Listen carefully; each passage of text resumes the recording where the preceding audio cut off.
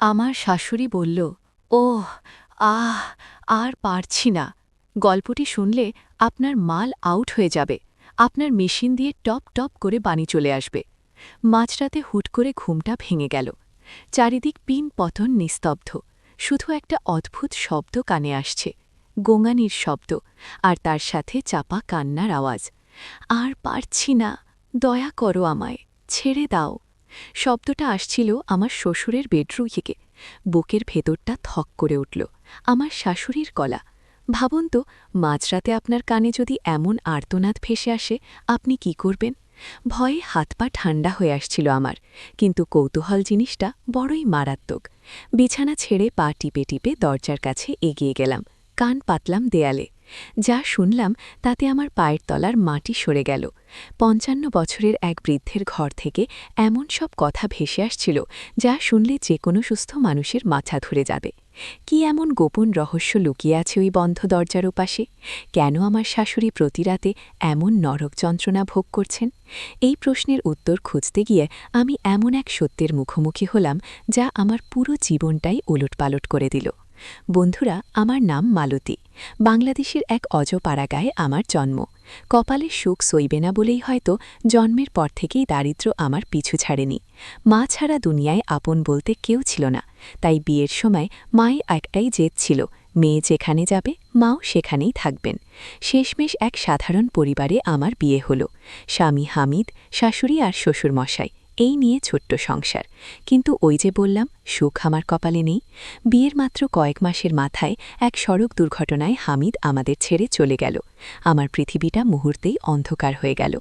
বিধবা হওয়ার যন্ত্রণা যে কি, তা যার স্বামী নেই সে ছাড়া আর কেউ বুঝবে না। স্বামীর মৃত্যুর পর মাথা গোজার ঠাঁইটুকুও হারালাম। বাধ্য হয়ে মা আর আমি শ্বশুরবাড়িতেই থেকে গেলাম। কিন্তু হামিদের মৃত্যুর পর বাড়ির বাতাস যেন বদলে গেল। আমার শ্বশুরমশাই, যার বয়স তখন ৫৫ ছুঁই ছুঁই, তিনি হুট করেই তৃতীয় বিয়ে করে বসলেন। কিন্তু সমস্যা সেটা ছিল না। সমস্যা শুরু হলো বিয়ের পরদিন থেকে। প্রতিদিন সকালে আমি লক্ষ্য করতাম আমার নতুন সৎশাশুড়ি, যিনি বয়সে আমার চেয়ে খুব একটা বড় নন, রান্নাঘরের কোণে বসে চোখের পানি ফেলছেন। কখনো পেটে হাত দিয়ে ব্যথায় কুঁকড়ে যাচ্ছেন, কখনো বা শূন্য দৃষ্টিতে তাকিয়ে আছেন। তাকে দেখলেই মনে হতো কোনো এক অজানা ঝড়ে তিনি বিধ্বস্ত। একদিন সাহস করে জিজ্ঞেস করলাম, আপা, কি হয়েছে আপনার? শরীর খারাপ? তিনি প্রথমে কিছু বলতে চাইলেন না, লজ্জায় মুখ ঘুরিয়ে নিলেন। কিন্তু আমার জোড়াজুড়িতে তিনি ফিসফিস করে যা বললেন তা শুনে আমি লজ্জায় লাল হয়ে গেলাম। তিনি বললেন, মালতী, তুমিও তো বিবাহিতা ছিলে, তুমি বুঝবে। তোমার শ্বশুর, উনি মানুষ নন, উনি একটা দানব। এই বয়সে এসেও উনার শরীরে যে ১০টা জোয়ান পুরুষের শক্তি, সারাটা রাত উনি আমাকে এক মুহূর্তের জন্য রেহাই দেন না। আমি আর পারছি না বোন, আমার শরীর আর চলছে না। কথাগুলো শুনে আমি পাথর হয়ে গেলাম।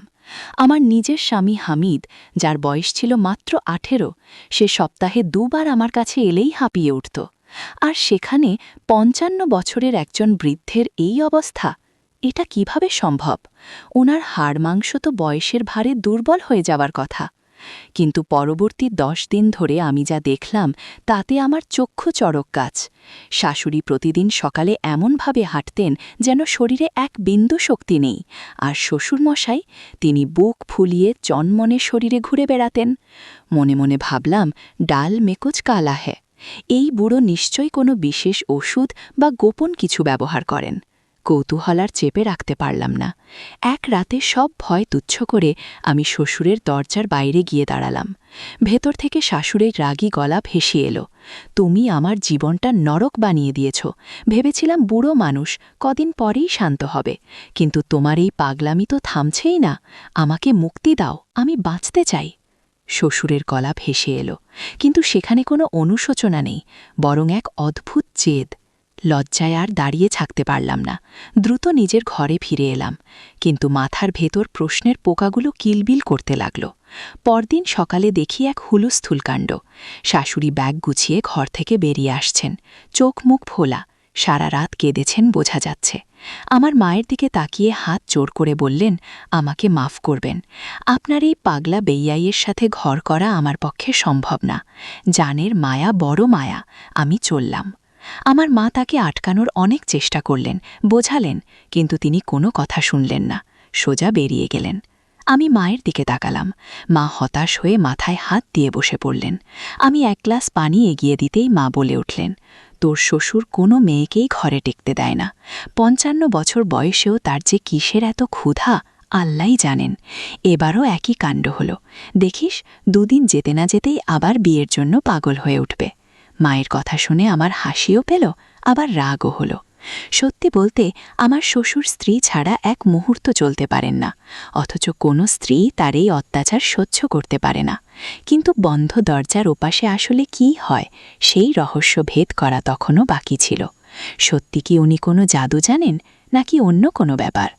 মায়ের ভবিষ্যৎবাণী অক্ষরে অক্ষরে ফলে গেল।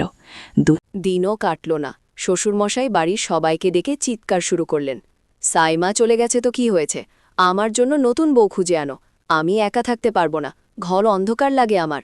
মা রেগে গিয়ে বললেন, আপনার কি লজ্জা শরম নেই? এই বুড়ো বয়সেও এত শখ?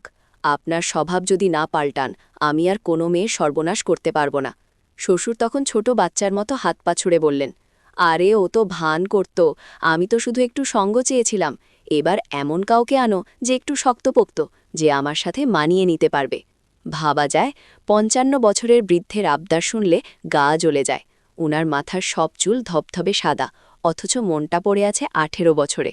মা আর কথা না বাড়িয়ে চুপচাপ উঠে গেলেন, কিন্তু শ্বশুর নাছোড়বান্দা, খাওয়া দাওয়াই ছেড়ে দিলেন, নিজেকে ঘরের মধ্যে বন্দি করে ফেললেন। অগত্যা মা পড়লেন মহাবিপদে। আমাদের তো আর যাওয়ার জায়গা নেই, এই বাড়িতেই থাকতে হবে, শ্বশুরের রোজগারেই আমাদের পেট চলে। তাই মা বাধ্য হয়ে আবার পাত্রী খোঁজা শুরু করলেন। মায়ের দুশ্চিন্তা দেখে আমি বললাম, মা, আমার এক বান্ধবী আছে, সখিনা, ডিভোর্সি, এখন বাবার বাড়িতেই থাকে, শরীর স্বাস্থ্য বেশ ভালো আর মেজাজও করা। ও যদি রাজি হয় তাহলে হয়তো শ্বশুরকে সামলাতে পারবে। মা প্রথমে ইতস্তত করলেও পরে রাজি হলেন। সখিনার পরিবারও এক কথায় রাজি, কারণ মেয়ের দায়িত্ব তারা আর নিতে চাইছিল না। বিয়ে হয়ে গেল, সখিনা আমাদের বাড়িতে এলো। আমি মনে মনে ভাবলাম, এবার বাঘে মহিষে লড়াই হবে। সখিনা খুব চালাক চতুর মেয়ে, ও সহজে হার মানার পাত্রী নয়। কিন্তু হায়, আমার সব ধারণা ভুল প্রমাণিত হল। মাত্র কয়েকদিনের মাথায় সখিনাও একই গান গাইতে শুরু করল, মালতী, তোর শ্বশুর মানুষ না, আমি চলে যাব। আমি অবাক হয়ে সখিনাকে জিজ্ঞেস করলাম, তোর মতো মেয়েও হার মানল, আসল ব্যাপারটা কি বলতো? সখিনা আমার কানের কাছে মুখ এনে ফিসফিস করে বলল, তুই জানিস না মালতী, উনি রাতে বিশেষ এক ধরনের জিনিস খান, ওই ওষুধের জোরেই উনি এমন পাগলামি করেন। ওনার ওই ওষুধের তেজ সহ্য করা কোনো সাধারণ নারীর কর্ম নয়। সখিনার কথা শুনে আমার সন্দেহ বিশ্বাসে পরিণত হল। নিশ্চয়ই শ্বশুরমশাই কোনো নিষিদ্ধ ওষুধ বা কবিরাজি কিছু খান, তা না হলে এই বয়সে এত তেজ আসে কোত্থেকে? সখিনাও বেশি দিন টিকল না, ১ মাস যেতে না যেতেই সেও তালাক নিয়ে চলে গেল। যাওয়ার সময় শ্বশুরকে যা তা শুনিয়ে গেল। শ্বশুরমশাই আবার একা হয়ে গেলেন। এবার ওনার অবস্থা দেখে আমারও মায়া লাগল। লোকটা সারা রাত ঘরের ভেতর পায়চারি করেন, একা একা কথা বলেন। মা বুঝতে পারলেন শ্বশুরের একাকিত্ব ওনাকে কুড়ে কুড়ে খাচ্ছে, কিন্তু নতুন বউ পাওয়া এখন প্রায় অসম্ভব। ওনার কুকীর্তির কথা গ্রামে ছড়িয়ে পড়েছে, ভয়ে কেউ মেয়ে দিতে চায় না। তখনই ঘটল সেই অভাবনীয় ঘটনা। এক ঘটক মহিলা মাকে বুদ্ধি দিলেন, তোর মেয়ে মালতী তো বিধবা, ও তো এই বাড়িতেই আছে, শ্বশুরের সাথেই ওর বিয়ে দিয়ে দে না, বাড়ির লক্ষ্মী বাড়িতেই থাকবে আর মালতীও নিরাপদ থাকবে। কথাটা শুনে আমার মাথায় যেন আকাশ ভেঙে পড়ল। আমি চিৎকার করে বললাম, ছি, এসব তোমরা কি বলছো? উনি আমার শ্বশুর, বাবার মতো, ওনার সাথে বিয়ে? আমি মরে গেলেও এটা মানব না। মা তখন আমাকে শান্ত করে বললেন, পাগলামি করিস না মালতী, ভেবে দেখ, তোর শ্বশুরের অঢের সম্পত্তি, তোর ভবিষ্যৎ কি? সারা জীবন কি আমার ঘাড়ে বসে খাবি? আর তোর শ্বশুর তোকে চেনে, তোকে স্নেহ করে, বাইরের কোনো লোকের কাছে লাথিঝাঁটা খাওয়ার চেয়ে নিজের চেনা মানুষের সাথে থাকা কি ভালো না? মায়ের কথায় আমি ধন্দে পড়ে গেলাম। একদিকে সমাজের লজ্জা, অন্যদিকে আমার অনিশ্চিত ভবিষ্যৎ। আমিও তো মানুষ, আমারও তো একাকিত্ব আছে। দিনের পর দিন একা থাকা, সমাজের মানুষের কটু কথা শোনা, এসব আর ভালো লাগত না। আর সত্যি বলতে শ্বশুরমশাই মানুষ হিসেবে খারাপ ছিলেন না, শুধু ওই একটা ব্যাপার ছাড়া। অনেক ভেবেচিন্তে নিজের মনকে পাথর করে আমি রাজি হলাম। শ্বশুরমশাই যখন শুনলেন আমি রাজি, তিনি যেন আকাশের চাঁদ হাতে পেলেন। তার চোখে মুখে যে আনন্দ দেখলাম, তা তা ভাষায় প্রকাশ করা যাবে না। তিনি আমাকে কথা দিলেন, মালতী, তুমি আমাকে নতুন জীবন দিলে, আমি তোমাকে রানীর মতো রাখব। খুব সাদামাটাভাবে আমাদের বিয়ে হলো। গ্রামের মানুষ থুথু ছিটাতে লাগল, কিন্তু আমরা কান দিলাম না। কিন্তু আসল ভয়টা শুরু হলো বিয়ের রাতে। ফুলশয্যার রাতে আমি যখন ঘরে ঢুকলাম, আমার পা কাঁপছিল। মনে পড়ছিল সখিনার সেই কথা, বিশেষ ওষুধ, দানব। আজ কি আমারও একই দশা হবে? আমি কি পারব এই ৫৫ বছরের শক্তিশালী মানুষটাকে সামলাতে? শ্বশুর, মানে আমার স্বামী ঘরে ঢুকলেন। এসে আলমারি খুলে একটা কাগজের খাম বের করলেন। আমার বুকটা ধক করে উঠল। এটাই কি সেই ওষুধ? তিনি খামটা নিয়ে বিছানার পাশে রাখলেন। আমি আর থাকতে না পেরে দৌড়ে গিয়ে খামটা ছো মেরে তার হাত থেকে কেড়ে নিলাম। চিৎকার করে বললাম, আপনার এসব ছাইপাশ খাওয়ার দরকার নেই। আমি জানি এগুলোর জন্যই আগের বউরা বালিয়েছে। আমি আপনাকে এসব খেতে দেব না। উনি অবাক হয়ে আমার দিকে তাকালেন। তারপর মুচকি হেসে খামটা আমার হাত থেকে আলতো করে নিলেন। বললেন, পাগলি মেয়ে, খুলে দেখো তো ওটার ভেতরে কি আছে। আমি ভয়ে ভয়ে খামটা খুললাম।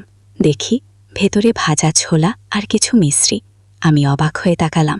তিনি বললেন, ডাক্তার বলেছে বয়সের কারণে আমার চোখের জ্যোতি কমে যাচ্ছে, তাই রোজ রাতে দুধের সাথে এই ছোলা আর মিশ্রি মিশিয়ে খাই। এটা শরীরের জন্যও ভালো, চোখের জন্যও। আমি বোকার মতো দাঁড়িয়ে রইলাম।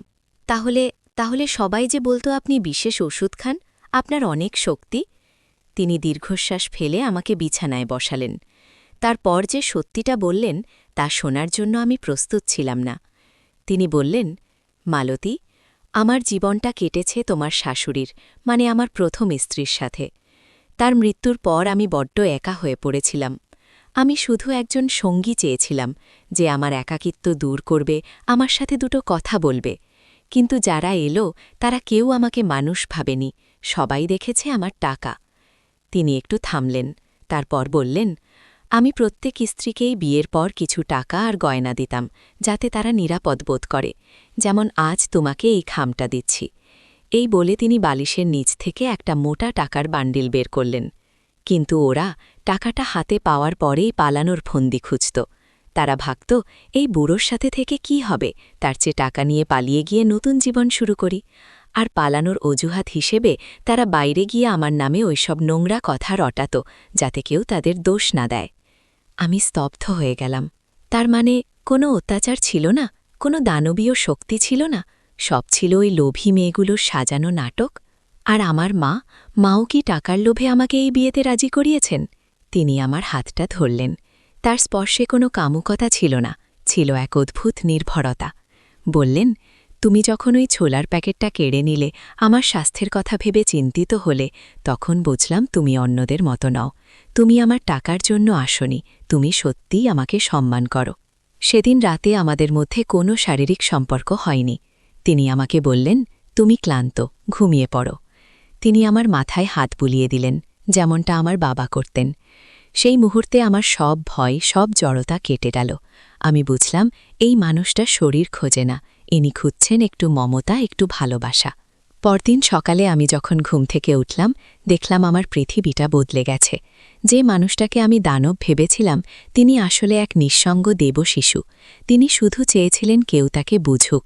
আগের স্ত্রীরা তার সরলতার সুযোগ নিয়ে তাকে লুটেপুটে খেয়েছে, আর সমাজ তাকে বানিয়েছে ভিলেন।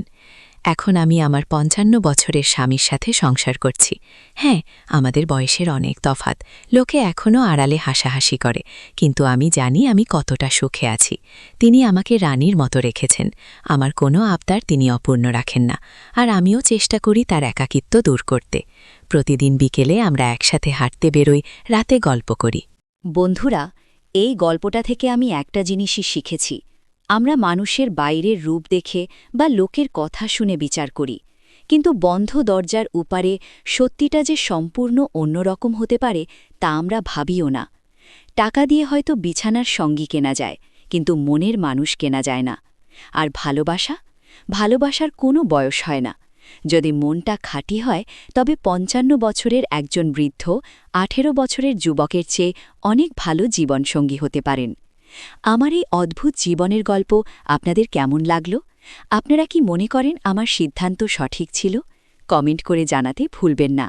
আর হ্যাঁ, গল্পটা যদি আপনাদের মনের কোনো কোণ স্পর্শ করে থাকে তবে লাইক দিয়ে আমাদের পাশেই থাকবেন। পরের ভিডিওতে আবার দেখা হবে নতুন কোনো রোমাঞ্চকর সত্য ঘটনা নিয়ে। ততক্ষণ ভালো থাকুন।